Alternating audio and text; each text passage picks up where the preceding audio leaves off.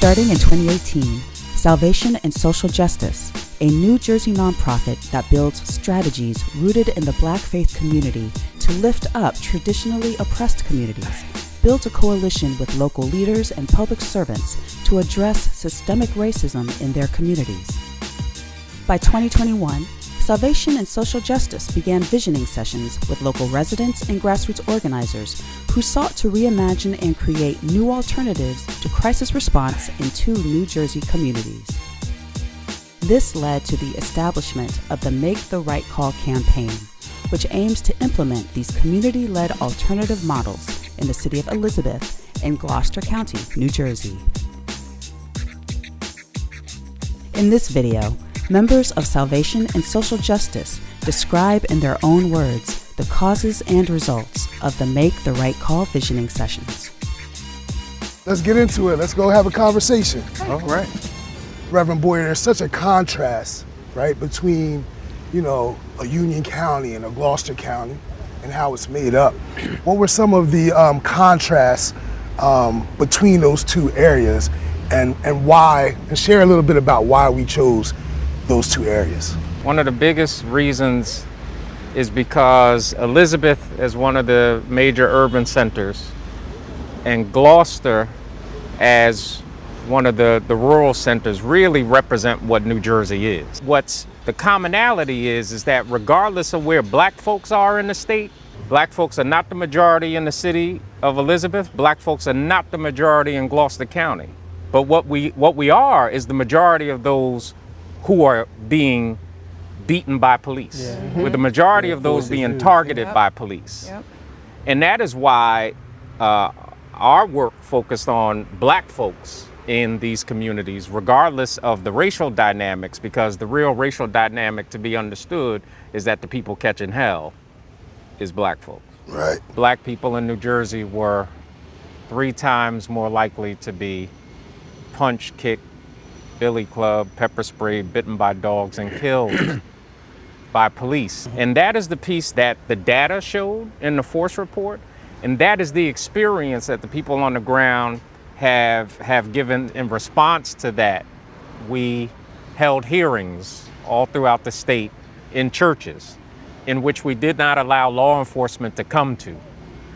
One of the reasons why that was critically important is because whenever something pops off in the community with the police, typically the faith leader has the police come and they say everything they're going to do, and we're going to try better, and we're going to throw some basketball games and cook some hot dogs. And then, and how do y'all feel about it? And the community gets about 15 minutes, they say something, and the door is shut and everything goes back the way it was.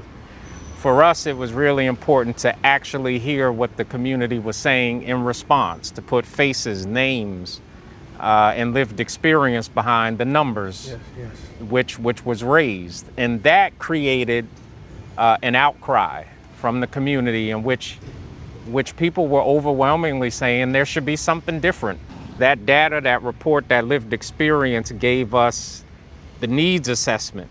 And ultimately, the George Floyd incident gave the spark necessary to actually go further and go deeper. But what does it usually look like for the typical Black person? What's the response when they're in need? Did you see from the youth perspective that they felt there was a need for some type of change? From a youth perspective, they feel as though, police can't be trusted. We can't just reach out to them for help. And even when they do come around, they're always, having it a turnaround, making it to where it's a violent situation than a non-violent situation. Police, they have more of a militarized mindset, militarized training. Yep, there you go. They don't really engage the mental, the emotional, the social welfare, and we really shouldn't depend on them to do that. This has to be a communal response. And the community also includes mental health experts, substance abuse experts. Traditionally, everything is not, you don't need somebody with a gun coming to respond. There are valuable resources in our community already. We need to just identify where these assets are. Who are these people, who are these institutions that are doing things that can help present an alternative to the traditional model of policing, the traditional model of responding. And so we looked for organizations and people who had the expertise. When we identified these organizations and these persons, we wanted to see who was best aligned with the vision that we were reimagining in the community. And so we're not trying to do something that's independent of police. It's a collaborative, it's complementary. You know, it's almost like, you know, you can have 100 pieces, but if the right pieces aren't there, then the puzzle's never gonna be complete. Right. Even though everybody who I recruited, I've known for, you know, 20 plus years, grew up, everyone grew up in that community, know each other's parents, family members, things like that. But for us to come together and then really work on this project, it got to show me how much input and how much information that there's people in our own community have and what they're really capable of.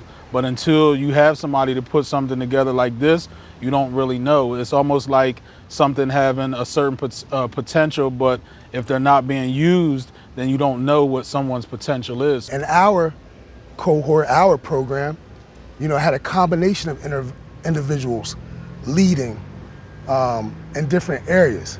But the faith leader's role was so critical, and we made that a primary role.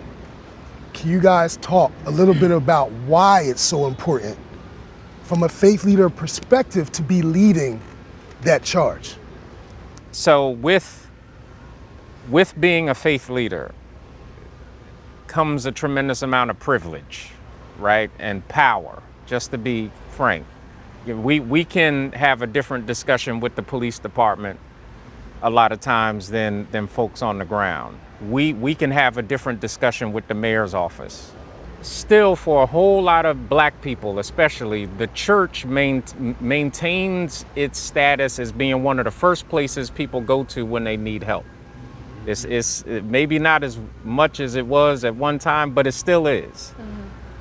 And from an infrastructure standpoint, churches are all over the place where the issues are happening.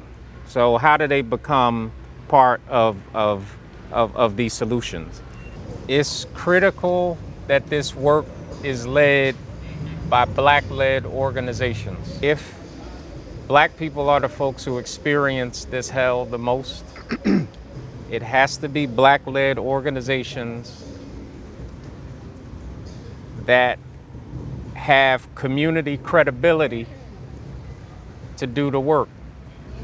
And so Black-led organization, that could be a faith organization, that could be a church in the community, if the community trusts that church, an advocacy organization, it could be the local urban league, whatever, but it should be Black-led. We can't allow communities which are not led, I should say organizations which are not led by us, soak up resources and try to determine what our futures are going to be.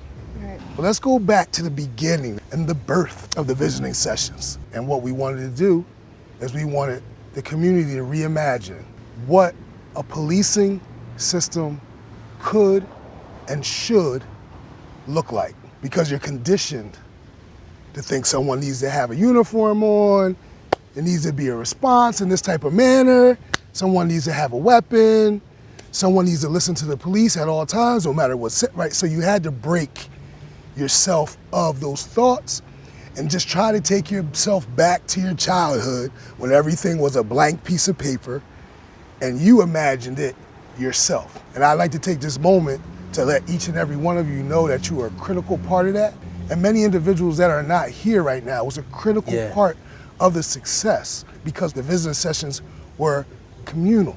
We had an entire session dedicated to lived experience, because we say that's our expertise and needs to be treated as such. When Reverend Boyer talks about our theory of change, that's our starting point, right? And so that's how our sessions began. Also, our sessions were incentivized. We offered stipends to our leaders, and we offered smaller stipends to the group members themselves. Out of those visit sessions came some of those models, right? One model from each area. And I'm going to turn to our faith leaders right now to see if they can just share with everyone about the model that each of the groups that you guys led came out with. Yeah. Reverend Britt? What we came up with was having these community leads leading our response with the support of experts in the field of mental health, people who are respected in the community, who know the community, right, who understand the experiences of the persons who are typically, right, encountering the police. Mm-hmm. We want to make sure that those persons are at the forefront to de-escalate, right, so that we can ensure that we dispatch the correct person, the correct team to help bring about a resolution. How about the Gloucester County cohort? Reverend Boyer. Gloucester County actually is not a co-lead response. It is a total community response to nonviolent situations, substance use, mental health situations, organized by community block captains, right, which are resourced in all these models. The community responders are resourced at the same levels, if not more than current first responders. That's a critical piece. But that these community block captains would have ongoing conversations with community, understanding. There would be a totally new framework being developed, which would start in some smaller ways in some of the most problematic communities, block by block, and ultimately grow upon itself. How were you approached? Who were you recruited by, and what was said to you? I was recruited by Reverend Boyer, and I want to say Miss Rosalie too, because she also helped out with that as well. Basically, Reverend Boyer came to me like, you know, we are trying to help out our community, help out Gloucester County with the policing that's been going on. He felt as though there was a plan that he hadn't said that. With me being the president of the Gloucester County NAACP Youth Council. So when he approached me with that, you know, I had some time to think about it, and I just went right on board with it because I felt as though it was very important that there is another plan that can be in place. There is other ways that we can, I want to say, completely stop the police brutality, the enforced policing, and to help out with, you know, the community. Terry? The George Floyd incident, you know, kept heightening, became bigger and things like that. And Reverend Boyer started developing his program. He reached out to me about being an integral part of the program, but at the time he didn't even have any idea that I was actually a drug and alcohol counselor. So the conversation we had, it was like, to me, all the pieces were falling right in place around the right people at the right time. Once he laid the groundwork of what he was looking for and the people he wanted us to recruit, it all came together, and for us to be here now is big thanks to Reverend Boyer. So. Right. So I am quite honored once again to be in you guys' presence and to have done this work with you all, being here in the great city of Elizabeth. Welcome. And look forward to all we're going to do in the future, because we're going to do a lot more. Yes. The feelings are mutual. Definitely. Yes. Yes, sir. Thank you. All right, can we get Dominique out this heat now? Yeah, I think that's good. Right. All right. Thank you, sir. Thank you. Thank you, everybody. Thank you, crew. Thank you, Thank the crew. Y'all represented well.